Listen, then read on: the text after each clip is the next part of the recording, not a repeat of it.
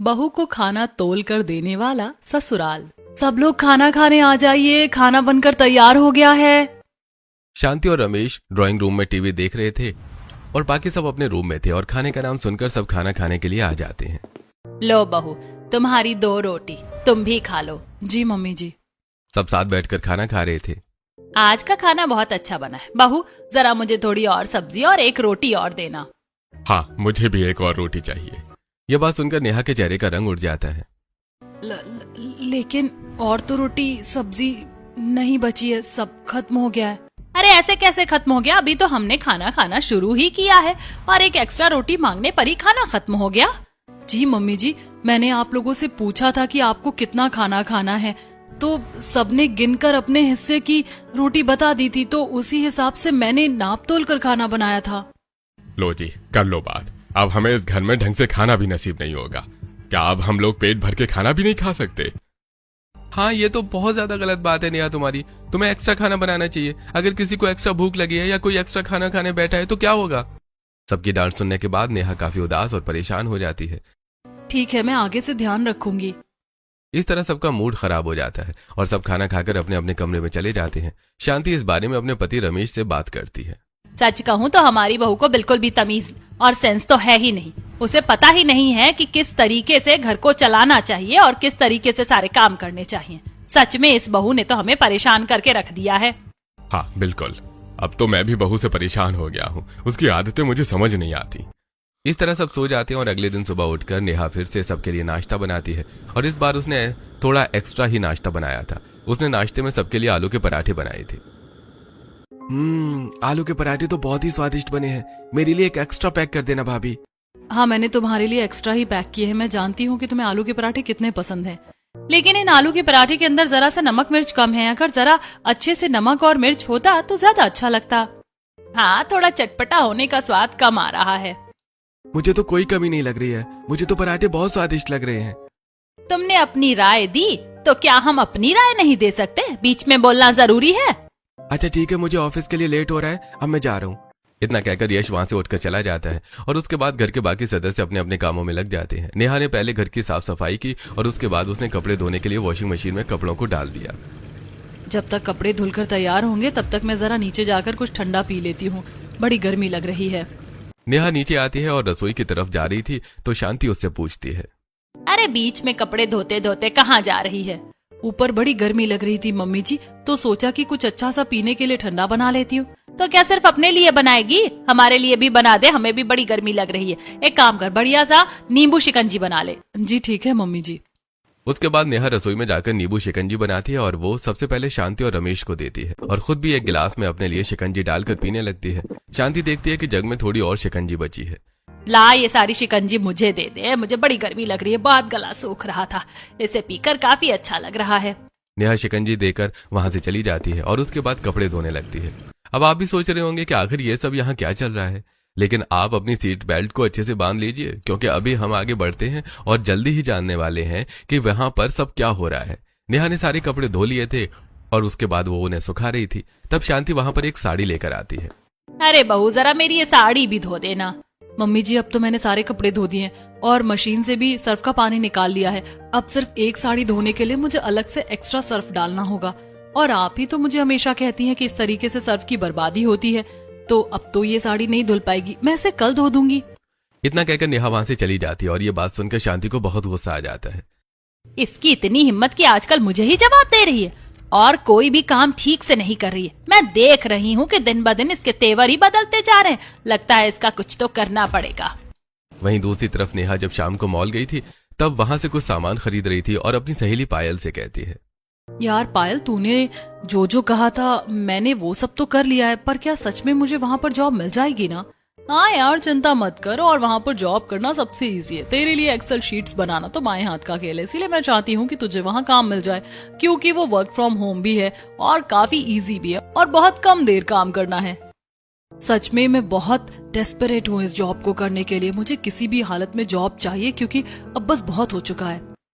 वैसे मैंने तुझसे पहले नहीं पूछा था, लेकिन क्या सच में तुम्हारे घर की हालत खराब है? तू इसलिए जॉब कर रही है या कुछ और बात है? नहीं यार, घर की हालत तो बिल्कुल ठीक है। लेकिन मेरा कोई और ही रीजन है जिस वजह से मैं जॉब कर रही हूँ, क्योंकि मैंने पिछले कुछ दिनों में बहुत कुछ सहा है। नेहा अपनी आप बीती पायल को सुनाती है और ये सब सुनने के बाद पायल का खून खौलने लगता है। ये तो तेरे साथ बहुत गलत हुआ। तुझे चुपचाप कुछ भी सहते नहीं रहना चाहिए था। तुझे इसके खिलाफ आवाज उठानी चाहिए। इसीलिए मैं चाहती हूँ कि एक बार मेरी जॉब लग जाए और उसके बाद फिर मैं सबको बताऊंगी कि आखिर मैं क्या चीज हूँ। उसके बाद नेहा और पायल सामान खरीद लेती है और फिर अपने अपने घर आ जाती हैं। घर आने के बाद जब शांति सारा सामान चेक करती है तो हे भगवान, बहू तुझे कितनी बार समझाना होगा कि कोई भी काम ठीक से किया कर। ये क्या, आज फिर से आधा अधूरा सामान लेकर आई है? क्योंकि मम्मी जी, मेरे पास जितने पैसे थे मैं उसी हिसाब से सामान लेकर आई हूँ। अब सब कुछ नाप तोल कर होगा तो सामान भी तो नाप तोल कर ही आएगा। आपने मुझे नाप तोल कर पैसे दिए और उसी हिसाब से सामान आया है। आखिर नेहा अपने ससुराल वालों से इतना उखड़ा उखड़ा क्यों रहती थी और वो उन्हें इस तरह की जवाब क्यों दे रही थी, जानने के लिए एक बार फिर बीते हुए कल की छोटी सी झलक देख लेते हैं।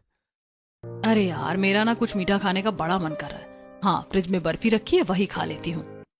नेहा फ्रिज खोलकर बर्फी लाने लगती है। तभी पीछे से शांति आ जाती है और गुस्से में कहती है, ये कौन सी तमीज है तुम्हारी कुछ भी खाने की? क्या हुआ मम्मी जी, मैं तो बस फ्रिज से बर्फी निकाल कर खा रही थी क्योंकि मेरा खाने का मन कर रहा था। अरे घर में और भी सदस्य हैं, क्या तुम अकेली हो सब खाने वाली? वापस रखो, सबको अपने हिस्से का मिल गया है। और तुम्हें तो पता ही है कि रसोई की जिम्मेदारी मेरी है, तो अगर तुम्हें कुछ भी चाहिए तो मुझसे पूछ कर ही लेना होगा। जी ठीक है मम्मी जी। इतना कहकर नेहा वहां से चली जाती है और उसके जाने के बाद शांति अभी शादी हुई है बस, और घर पर और रसोई पर अपना राज समझ रही है, लेकिन मेरे होते हुए ऐसा नहीं हो सकता। उसके बाद शांति फ्रिज को लॉक लगा देती है। शाम को शांति नेहा को नाप तोल कर खाना बनाने के लिए देती है। तुम इस घर की बहू हो और फिर भी तुम्हें घर की जिम्मेदारी अच्छे से निभानी नहीं आती। कल तुमने इतना ज्यादा खाना बना दिया था कि बर्बाद ही हो गया था। देखो बेटा, पैसे पेड़ पर नहीं उगते, हमें कोई भी चीज नाप तोल कर ही करनी चाहिए। इसीलिए मैं आज सारा सामान निकाल कर दे रही हूँ और इतने सामान का ही खाना बनेगा। समझ आ गई बात? जी ठीक है मम्मी जी। इस तरह शांति नेहा को ऑर्डर देकर वहां से चली जाती है और शांति के अनुसार निकली हुई सामग्री के साथ ही नेहा खाना बनाने लगती है। आज उसने खाने में दाल चावल और साथ में आलू भुजिया और गर्मा गर्म रोटी बनाई थी। खाना बनाते हुए नेहा को बहुत गर्मी लगती है और पसीने से लथपथ हो जाती है। बाप रे, कितनी ज्यादा गर्मी है और खाना बनाते हुए तो और भी ज्यादा गर्मी लगती है। चलो खाना तो बन गया, अब बस खाना परोसना है, तब तक थोड़ा सा ठंडा पानी पी लेती हूँ। खाना बनाने के बाद नेहा फ्रिज से ठंडा पानी पीने के लिए फ्रिज को खोलने की कोशिश करती है, लेकिन फ्रिज नहीं खुलता। अरे इस फ्रिज को क्या हो गया, ये खुल क्यों नहीं रहा? कहीं ये जाम तो नहीं हो गया, या फिर ऐसा तो नहीं किसी ने इस पर ताला लगा दिया हो? नहीं नहीं, मैं भी कुछ भी सोच रही हूँ, भला कोई फ्रिज को लॉक क्यों करेगा? इस बात को साइड हटाते हुए उसके बाद नेहा आरओ से ही नॉर्मल पानी पी लेती है और उसके बाद सभी को खाना परोस देती है। लेकिन शांति नेहा का खाना पहले ही अलग निकाल देती है। तुम 2 रोटी खाती हो ना, ये लो, मैंने तुम्हारे लिए 2 रोटी अलग से निकाल दी हैं और इतनी सब्जी भी तुम्हारे लिए काफी होगी ना। इस तरह की बातें सुनकर नेहा को बड़ा अजीब लगता है, लेकिन उसकी अभी अभी नई शादी हुई थी, इसलिए वो अभी कुछ नहीं कहती। जी मम्मी जी, इतना खाना बहुत है। शांति ने नेहा को बिल्कुल नाप तोल कर खाना दिया था। घर के बाकी सदस्य भी खाना खा रहे थे, लेकिन उनके लिए यह सिस्टम लागू नहीं था। मम्मी जरा मुझे आलू भुजिया और देना तो, चावल के साथ खाने में बड़ी अच्छी लग रही है। हाँ हाँ बेटा, आराम से खा, तुझे जितनी चाहिए उतनी ले। इस तरह करके बाकी सदस्यों के साथ तो कोई भेदभाव नहीं हो रहा था, लेकिन ये सब यश देख रहा था। और जब वो देखता है कि नेहा की प्लेट में सब्जी खत्म हो गई है, लेकिन उसके बाद भी नेहा सब्जी नहीं मांग रही, तो उसके बदले वो शांति को कहता है, अरे मम्मी, भाभी की प्लेट में भी सब्जी खत्म हो गई है, आप जरा उनकी प्लेट में सब्जी डाल दीजिए। शांति ने भांप लिया था कि यश आगे पूरी बात क्या कहने वाला है, इसलिए यश के बात शुरू करते ही शांति ने उससे सारी सब्जी को निकालकर अपनी प्लेट में डाल लिया था। और फिर बहाना बनाते हुए शांति कहती है, अरे बेटा, मैंने ध्यान नहीं दिया, मेरी भी सब्जी खत्म हो रही थी तो मैंने अपनी प्लेट में सब्जी डाल ली थी, लेकिन तेरी भाभी ने तो शायद खाना खत्म कर लिया है। क्यों है ना नेहा, तुम्हें और खाना नहीं चाहिए ना? जी मम्मी जी, मैंने खाना खा लिया है। इतना कहकर नेहा रसोई में चली जाती है और उसके बाद वो रसोई साफ कर रही थी तो उसकी आंखों से आंसू झरझर बहने लगते हैं। जब मेरी नई नई शादी हुई थी तो मैं शुरू में 2 रोटी इसलिए खा रही थी क्योंकि मुझे एक्स्ट्रा लेते हुए शर्म आ रही थी, लेकिन अब तो मेरे ससुराल वालों ने मुझे 2 रोटी के लिए ही फिक्स कर दिया है। मुझे एकदम नाप तोल कर ही खाना दिया जाता है। उसके अलावा भी मुझे भूख लगती है, लेकिन मेरी हिम्मत नहीं होती कि मैं मांगू, क्योंकि जब आपके साथ कोई इस तरह का व्यवहार करेगा तो आप किस तरह से मांग लोगे? मुझे अभी भी बहुत भूख लगी है। कुछ इस तरह नेहा के दिन गुजर रहे थे और इस तरह नेहा के साथ नाइंसाफी हो रही थी। एक दिन जब घर में खाने के लिए बहुत सारे आम आते हैं तो नेहा का ये पसंदीदा फल था, तो नेहा आराम से बाहर आंगन की साफ सफाई कर रही थी। अरे नेहा बेटा, कैसी हो तुम? प्रणाम काकी, मैं बिल्कुल ठीक हूँ। आप बताइए, आप कैसी हैं? प्रणाम बेटा, मैं भी बिल्कुल ठीक हूँ। अरे अच्छा है शांति को तुम जैसी बहू मिली है, उसके बाद तो उसके भाग ही खुल गए हैं। कितनी मेहनती हो तुम। नहीं काकी, बस ऐसा कुछ नहीं है। क्यों नहीं है? अरे मैं कभी झूठ नहीं कहती। अच्छा एक बात बताओ, तुम्हारी सास है कहाँ? आजकल नजर ही नहीं आती है। जी अंदर है मम्मी जी। सरला घर के अंदर आती है और शांति के साथ जाकर बातचीत करने लगती है। अरे ये क्या एकदम चूहे की तरह बिल में घुसी रहती है, अपने बिल से बाहर ही नहीं निकलती। अरे बाप रे, इतनी गर्मी में कोई भला अपने बिल से बाहर निकलना भी क्यों चाहेगा? मैं तो एकदम घर में ही ठीक हूँ, मुझे कोई जरूरत नहीं है बाहर आने की। हाँ सही है, देख रही हूँ जब से बहू आई है तब से ही घर से बाहर निकलना कम कर दिया है। क्यों, क्या हमेशा उस पर नजर रखती है क्या? अरे बिल्कुल नहीं, मैं क्यों नजर रखूंगी भला, मुझे क्या मतलब है। मैंने तो पूरे घर की बागडोर बहू के हाथों में ही सौंप रखी है। बाहर से काम करके नेहा घर के अंदर आती है, तब शांति उससे कहती है, अरे बेटा जरा हम दोनों के लिए मैंगो शेक बना दे, बड़ी गर्मी हो रही है। जी ठीक है मम्मी जी। नेहा खुशी खुशी रसोई के अंदर जाती है और मैंगो शेक बनाने की तैयारी करती है। तभी वहां पर शांति आ जाती है। अरे बहू, इतने सारे आम क्यों निकाल लिए? सिर्फ 2 लोगों के लिए ही तो मैंगो शेक बनाना है। ये बात सुनकर नेहा बहुत उदास हो जाती है और उसके अनुसार ही शांति उसे कुछ आम, दूध और सारी सामग्री निकाल कर दे देती है। बस इतना ही बनाना है, इससे ज्यादा नहीं बनाना।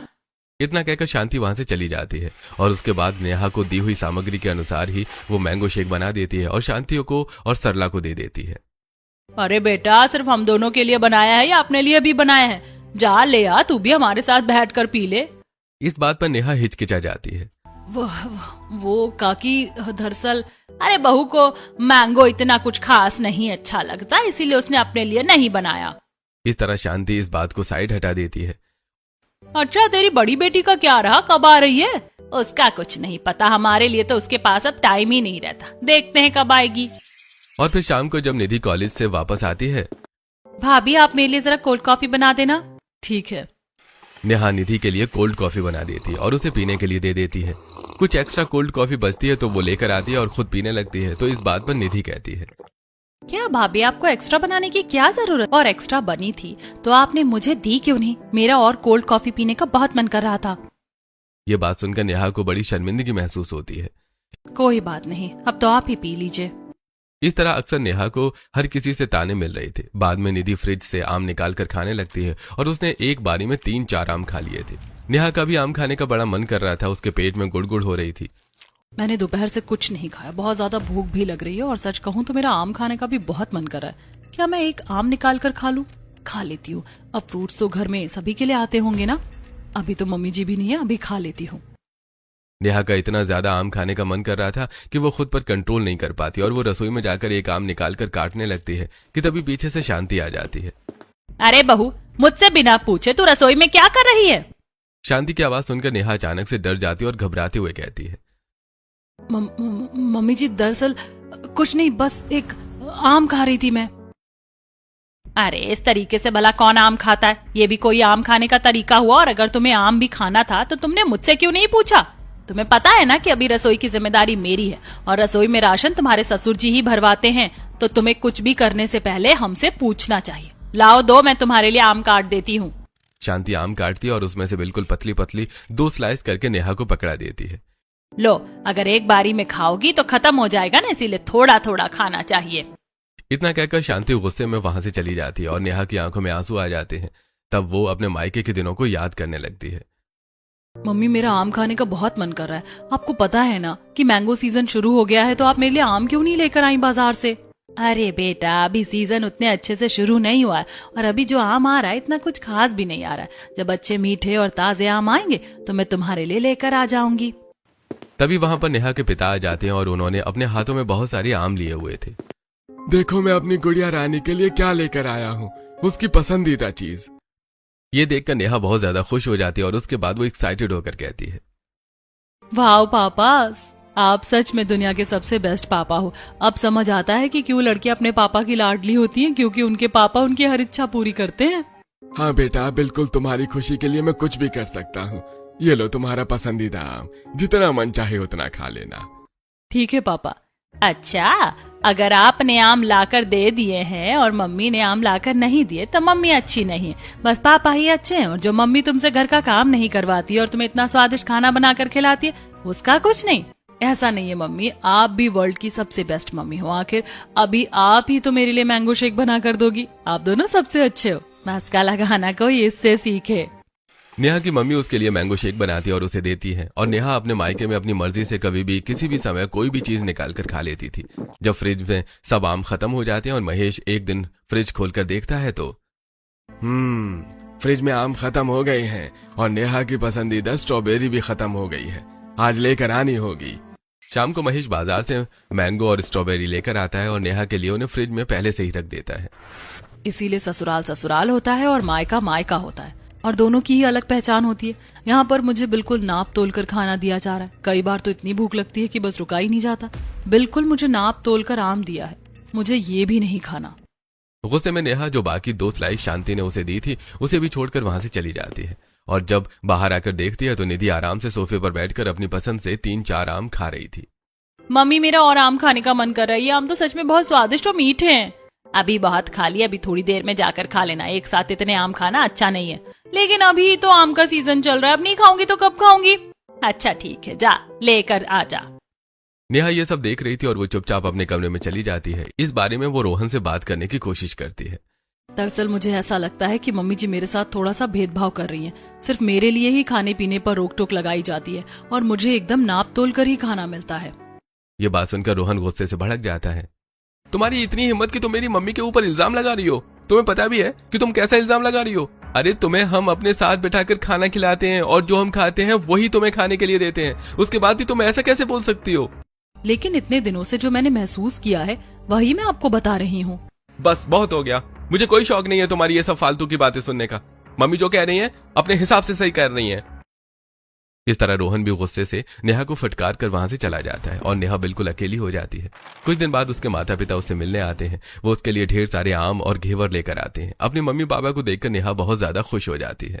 मम्मी पापा आप दोनों कैसे हैं? हम तो बिल्कुल ठीक है बेटा, हमें तुम्हारी बहुत याद आ रही थी, इसीलिए हम तुमसे मिलने आ गए।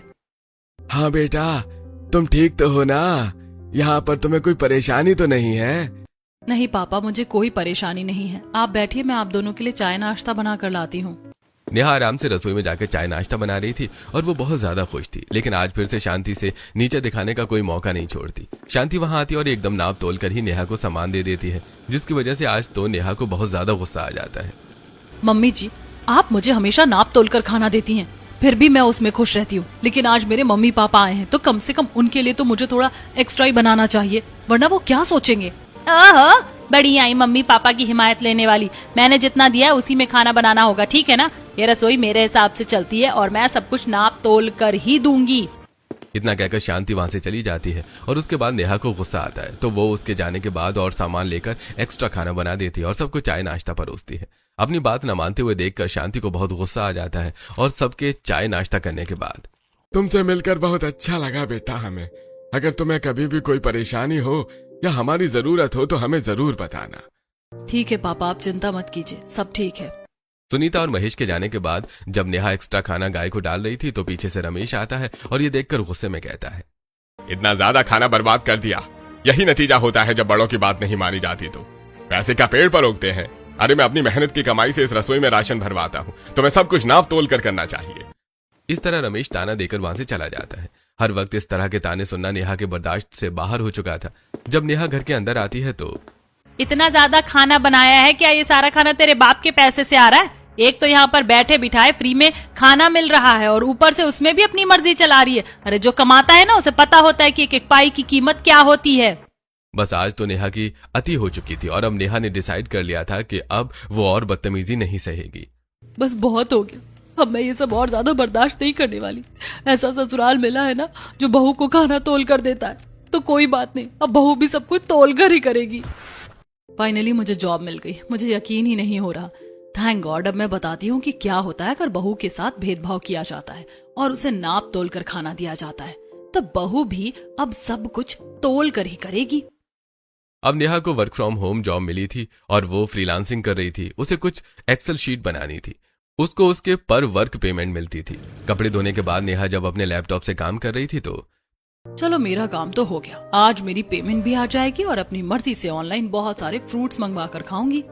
थोड़ी देर बाद नेहा की ऑनलाइन पेमेंट आ जाती है और उसके बाद में ऑनलाइन कुछ फ्रूट्स ऑर्डर कर देती है। नेहा दरवाजे पर जाकर डिलीवरी ले लेती है और शांति ये देखकर, अरे बहू, तुझे शर्म नहीं आती कि हमसे बिना पूछे कुछ भी पैसे बर्बाद कर रही है और कुछ भी मंगवाई जा रही है? तुझे कितनी बार समझाया कि रसोई की जिम्मेदारी मेरी है और रसोई चलाने के लिए तुम्हारे पापा जी पैसे देते हैं, जो तुम बिना पूछे उनके पैसों में ऐसे कैसे आग लगा सकती हो? मम्मी जी, जरा अपने गर्म दिमाग को थोड़ा सा शांत कीजिए और देखिए कि किसी और के पैसे नहीं है, मेरे खुद के पैसे हैं और मैंने अपने पैसों से अपने लिए सामान मंगवाया है। इसीलिए मैं किसी दूसरे के पैसे में आग नहीं लगा रही, अपने खुद के पैसे फूंक रही हूँ। नेहा का ये जवाब सुनकर शांति बहुत चक्कर रह जाती है। उसके बाद नेहा किचन में चली जाती है और वहां जाकर फ्रूट्स धोकर अपने लिए फ्रूट रख लेती है। तभी निधि आकर उसमें से स्ट्रॉबेरी और मैंगो लेने लगती है। वाह, आज तो मम्मी ने स्ट्रॉबेरी और मैंगो दोनों मंगाए हैं। और भाभी, आपने इतनी प्लेट भर के फ्रूट्स क्यों लिए? आपको पता है ना कि सब कुछ नाप तोल कर खाना चाहिए, घर में और भी तो लोग हैं खाने के लिए। निधि की बात सुनकर नेहा के चेहरे पर बड़ी स्माइल आ जाती है और वो उसकी प्लेट को उसे छीनते हुए कहती है, देखो निधि, आज तो मुझे ऐसा कह दिया, लेकिन आज के बाद मत कहना, क्योंकि मैं अपने पैसों से ये फल फ्रूट्स मंगवाई हूँ और मैं जितने चाहूँ उतने खाऊंगी। लेकिन तुम्हें इसमें से किसी एक भी फ्रूट को हाथ नहीं लगाना, क्योंकि आज जो तुमने बात कही है वो मुझे पसंद नहीं आई, इसीलिए नाप तोल कर तुम्हें खाना हो। वैसे कितनी अजीब बात है ना कि खुद अपनी प्लेट पूरी बढ़ने के बाद तुम मुझे तोल कर खाने की बात कर रही हो। जरा अपने अंदर भी तो झांक कर देखो। इतना कहकर नेहा वहां से चली जाती है और इस बात पर निधि बहुत ज्यादा हैरान हो जाती है। ये बात जब रमेश को बताई जाती है और शाम को जब नेहा अपने कमरे से बाहर आती है तो, बहू मैं क्या सुन रहा हूँ? मुझे कैसे पता होगा पापा जी कि आप क्या सुन रहे हैं? सुनाई तो आपको दे रहा है ना, मुझे थोड़ी। ये जवाब सुनकर रमेश के भी होश उड़ जाते हैं। क्या हुआ पापा जी? पानी लेकर आओ, वो भी नाप तोल कर। मैं क्या सुन रहा हूँ कि तुम अपने पैसों से फल फ्रूट मंगवा रही हो और किसी दूसरे को खाने के लिए भी नहीं दे रही हो। अरे ऐसा थोड़े होता है, ये परिवार है, परिवार मिलजुल कर चलता है। बिल्कुल सही कहा पापा जी आपने। मेरा ससुराल तो एकदम मिलजुल कर चल रहा था आज तक। हर कोई अपने हिसाब से अच्छे से पेट भरकर खाना खा रहा था और बहू को पूरा ससुराल तोल कर खाना खिला रहा था। लेकिन तब तो आपने ये बात किसी और को नहीं कही। हाँ, क्योंकि फिर वो बात मेरे हक में हो जाती ना, इसलिए। खैर कोई बात नहीं, आप सब अपना खाना तोल कर खा सकते हैं, लेकिन मैं अपने पैसों से लाया हुआ खाना तोलकर नहीं खाऊंगी और ना ही किसी को दूंगी, क्योंकि किसी को भी तोलकर खाना देना बहुत बुरी बात होती है। आज पहली बार नेहा ने अपने मन की बात रमेश को कही थी। यह बात सुनने के बाद कहीं न कहीं रमेश को थोड़ा सा बुरा लगता है। अब एक दिन शाम को निधि नेहा के कमरे में आती है। भाभी, क्या आप मेरे लिए जरा कोल्ड कॉफी बना देंगी? दरअसल क्या है ना निधि कि मुझे थोड़ा सा अंदाजा नहीं आता, क्योंकि मैं कोई भी काम नाप तोल कर नहीं करती। अब तुम्हें और मम्मी जी को तो हर काम तोल कर करने का बहुत अच्छा सा एक्सपीरियंस है, तो तुम अपने लिए कोल्ड कॉफी बना लो, क्योंकि फिर एक्स्ट्रा बन जाती है तो फिर गड़बड़ हो जाती है ना, और मैं तो पी नहीं सकती। नेहा से ऐसा खराब जवाब सुनकर निधि को बहुत गुस्सा आता है और वो पटकते हुए शांति के पास जाती है और उसे सारी बात बता देती है। आजकल देख रही हूँ कि ये बहू बहुत ज्यादा हवा में उड़ रही है। लगता है इसके पंख तो काटने ही होंगे। पता नहीं पूरा दिन अपने कमरे में बैठकर लैपटॉप और फोन में क्या करती रहती है। आज ही इस बारे में रोहन से बात करूंगी, वही इसकी अकल को ठिकाने लेकर आएगा। हाँ मम्मी, जरूर भैया से शिकायत करना, क्योंकि भाभी हमारा कोई भी काम नहीं कर रही है आजकल। शाम को रोहन ऑफिस से थका हारा घर वापस आता है। बेटा, तुझे पता है कि आजकल बहू के अलग ही तेवर हो रहे हैं। हमारे कहने से भी कोई काम नहीं करती और पूरा दिन बस अपने कमरे में ही बैठी रहती है। आज तो उसने हमारे लिए कोई ड्रिंक वगैरह बनाने से भी मना कर दिया। क्या क्या कहा? सच में? मैं भी देख रहा हूँ कि आजकल उसकी बातों में बहुत बदलाव आ रहा है। अभी जाकर सीधा करता हूँ उसे। रोहन कमरे में जाता है और नेहा के साथ लड़ाई करने लगता है। मैं ये सब क्या सुन रहा हूँ? तुम घर वालों के साथ बिल्कुल भी अच्छा व्यवहार नहीं कर रही हो और ऊपर से तुम उन्हें उल्टा जवाब दे रही हो। देखिए, मैं किसी भी बात की सफाई नहीं देने वाली, क्योंकि एक समय था जब मुझे इन सब चीजों से प्रॉब्लम हो रही थी और मैंने अपनी प्रॉब्लम आपको बताने की कोशिश की ताकि आप कोई सोल्यूशन निकालें, लेकिन उस समय किसी ने मेरी कुछ नहीं सुनी और अब आप फिर से अपने परिवार वालों की बातों में आकर मुझसे लड़ाई कर रहे हैं। दरअसल पहले मुझे बिल्कुल भी पेट भर खाना नहीं मिलता था और मैं भूखी रहती थी और एक बहू को उसका ससुराल तोल कर खाना खिलाता था, लेकिन अब मैं अपनी मर्जी से खा रही हूँ। बस इतना ही फर्क है, मैंने कुछ गलत नहीं किया। देख रहा हूँ कि तुम्हारी बहुत जुबान चल रही है। अगर तुम्हें इस घर में रहना है तो इस घर के नियम कानून मानने होंगे, वरना तुम इस घर को छोड़कर जा सकती हो। मैं बिल्कुल भी बर्दाश्त नहीं करूंगा कि तुम मेरे परिवार वालों से बदतमीजी कर रही हो और उन्हें जवाब दे रही हो। वाह, बहुत अच्छा बोला है आपने। मैंने सुना था कि एक पति अपनी पत्नी का भी स्टैंड लेता है, लेकिन यहाँ तो पति सिर्फ अपने घर वालों का ही स्टैंड ले रहा है और पत्नी की कोई जिम्मेदारी नहीं समझ रहा। ठीक है, लेकिन मैं फिर भी यही कहूंगी कि मेरी कोई गलती नहीं।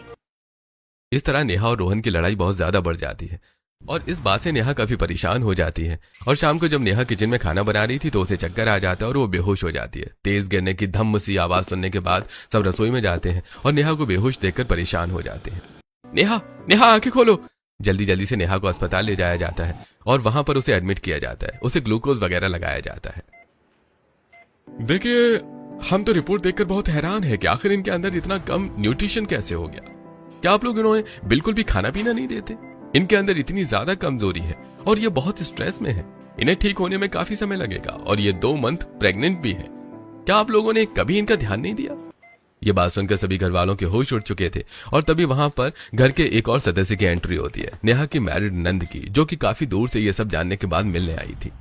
यश ने मुझे आज बताया कि आप लोग किस तरीके से भाभी के साथ व्यवहार कर रहे हो। अरे कैसा ससुराल है जो बहू को तोल कर खाना दे रहा है सिर्फ इसलिए कि वो बहू है और उसे ही घर के सारे काम करने और खाना भी उसे ही सबसे कम मिल रहा है। अगर ऐसा मेरे साथ होता तो आप लोगों को कैसा लगता? मेरे ससुराल वाले मुझे नाप तोल कर खाना देते तो आपको कैसा लगता? रोशनी की बात सुनकर पूरा परिवार शर्मिंदा था और उन्हें अपने किए पर पछतावा हो रहा था।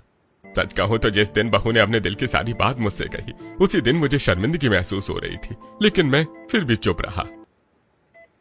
सबसे ज्यादा गलती तो मेरी है कि मैं अपनी पत्नी का साथ नहीं दिया और उसके ऊपर ही शक किया, उसकी बात कभी नहीं सुनी। इस वक्त हमें सबसे ज्यादा ध्यान भाभी के ऊपर ही देना चाहिए।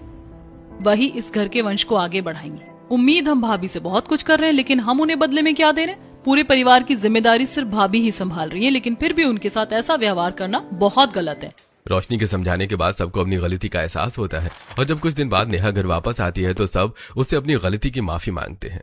बेटा हमें माफ कर दो, हमें ऐसा नहीं करना चाहिए था। सबसे ज्यादा गलती मेरी है क्योंकि ये कानून मैंने ही बनाया और मैंने ही तुम्हारे साथ बहुत भेदभाव किया। किसी ने सच कहा है कि अगर बहू घर में आती है तो उसे बहू की तरह नहीं बेटी की तरह ही मानना चाहिए। हाँ, मुझे भी माफ कर दो, आगे से ऐसी गलती नहीं होगी। ठीक है, अगर आगे से ऐसा नहीं होगा तो मैं यहाँ पर खुशी खुशी रहने के लिए तैयार हूँ। इस तरह नेहा ने अपना स्टैंड लिया और रोशनी ने भी सबको समझाया तो सबको अपनी गलती का एहसास हुआ और उसके बाद ससुराल वालों ने नेहा का अच्छे से ध्यान रखा और उसे अब से तोल कर खाना नहीं दिया।